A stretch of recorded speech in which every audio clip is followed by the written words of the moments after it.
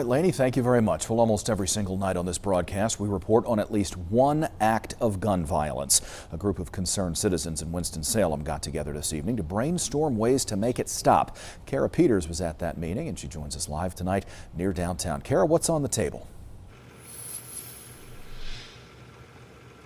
Well, Kenny, tonight the main word or strategy I heard was collaboration. That means collaboration with other anti-violence groups or collaboration in schools and even across neighborhoods. Still, organizers admit there was a major component missing from tonight's meeting. We've been frustrated, we've been protesting, we've been praying, but now what are we prepared to do? Residents at Minnie Lee Davis Harris Recreation Center in a sit-down conversation, brainstorming ways to combat violence.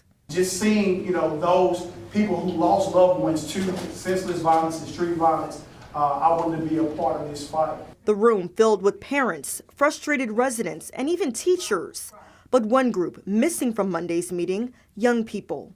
Something leaders say is part of the problem. I think at some point we have to collaborate on how to meet them at their level of interest. I don't really know what the answer is today, but being an early educator, I understand how important it is to come to their world. Pastor Curtis Friday is part of Forsyth Wins, another anti-violence group based in Winston-Salem. He knows firsthand the impacts of youth violence. Everybody is needed, is what I'm saying. Community is needed.